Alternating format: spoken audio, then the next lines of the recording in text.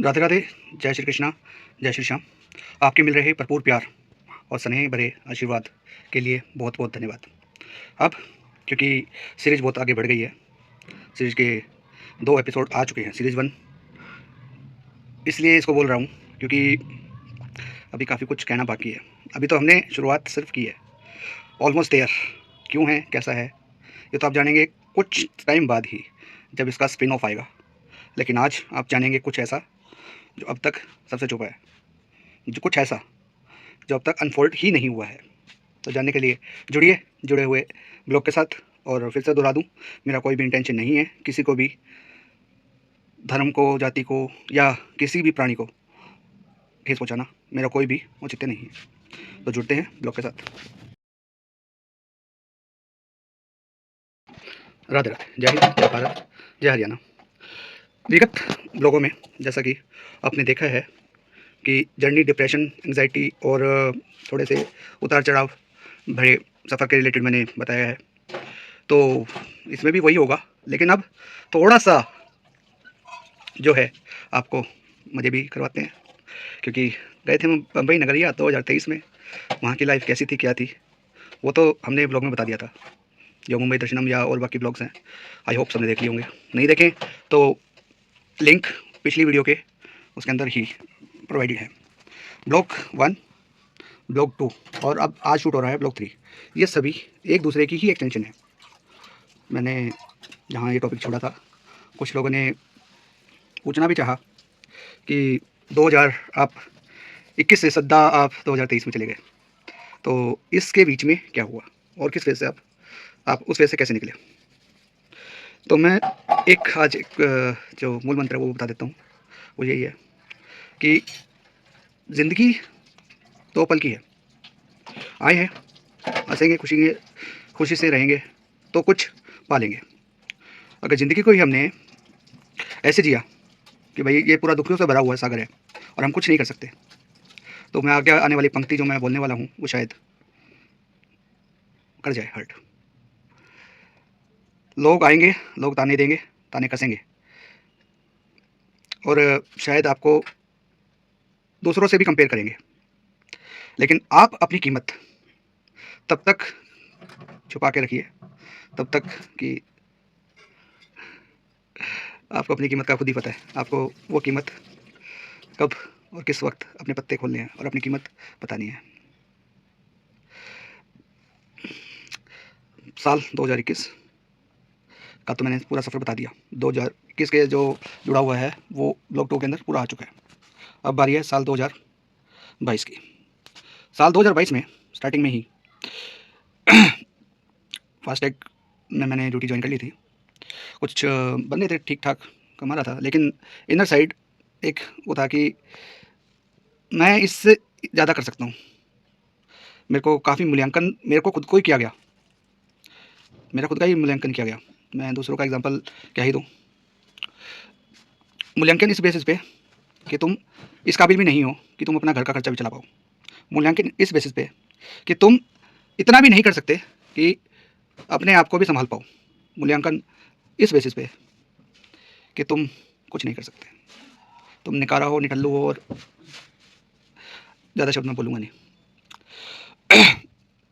सही टाइम पे सही दाव, मैंने अभी बोला था।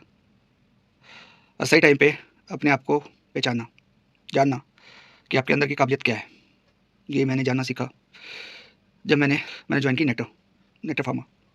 तो वहाँ से जो जर्नी स्टार्ट हुई थी वो आज भी कंटिन्यू है, उम्मीद आगे भी रहेगी। बीमारी ने तो स्वरूप बदला ही था, लेकिन मेरे अंदर के जो छुपा हुआ जो था, मतलब कीड़ा कहता हूँ जिसको मैं हमेशा, कि कुछ अगर मेरे को लग गया, मेरे को ये पता लग गया कि हाँ यहाँ पे मेरा कुछ स्कोप है, मैं इसके अंदर बेटर कर सकता हूँ, ये मेरे लिए बेटर चीज़ हो सकती है, तो मैं उस पर काम करता हूँ। वही किया, और इतने में जुलाई के अंदर ही, अप्रैल में ज्वाइन हुआ, जुलाई के अंदर ही केबीसी के ऑडिशंस के लिए क्वेश्चन आने स्टार्ट हो गए टीवी पे, जिसके आंसर देने होते थे सोनी लीव पे। शायद ये कंटेंट मेरा कॉपीराइट्स में चला जाए, लेकिन जो बोल रहा हूँ सच्ची बोल रहा हूँ, और जो जानते हैं वो भी इसको जुटला नहीं सकते। जो जुटलाए तो भाई जाके ब्लॉग सीरीज देख लेना, मुंबई दर्शनम, जो ब्लॉग 2 में लगी हुई है। मैंने ऑडिशंस के सभी राउंड क्रॉस किए। जो टेलीफोनिकली ऑडिशंस थे वो राउंड तो मेरे क्रॉस हो गए। अब बारी थी, जाना था मुझे राउंड, आखिरी राउंड के लिए, जो राउंड था मुंबई में। अब मुंबई मेरे लिए एक अलग ही चुनौती यार। एक तो हिसार से जाने के लिए सीधी ट्रेन वो मिल गई, वो किसी तरह मैंने पूछा था, किसी से मामा जी ने की हेल्प ली, उन्होंने भी अपने सूत्र लगाए, उससे पता लगवाया और पहुँच तो गए मुंबई। लेकिन अब वही कि हम तो भैया बिल्कुल साला ठेठ हरियाणवी और ठेठ देसी कि मैं नहीं पता, बाहर कभी रहे हो तो पता लगे कि भैया यहाँ कैसे क्या चलता है। 2023 में हम पहुँच तो गए मुंबई ऑडिशन देने, मई में मेरी ऑडिशन कॉल थी। तो मेरे को लगता था कि जैसे मैं ब्लॉग बनाता हूँ वैसे ही वहाँ सब कुछ होगा। क्वेश्चन आंसर्स राउंड हुए और कुछ वाइवा वगैरह के राउंड होते हैं उनके, वो राउंड भी हुए।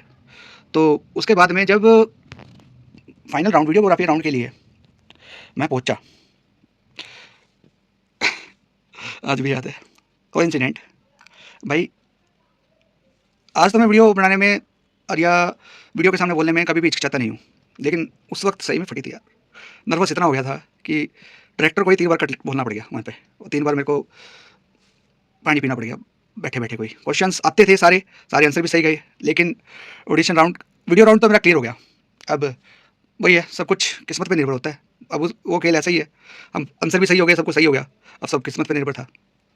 लोगों को आज तक यकीन नहीं है कि मैं गया ही नहीं हूँ, तो भैया जिनको नहीं यकीन तो मत ही करो यार, लेकिन जिनको यकीन है और जिनको पता है कि मैं गया था, तो भाई सबके लिए ही बस मेरे मन से दुआ ही निकलती है, मैं किसी को कुछ नहीं बोलता।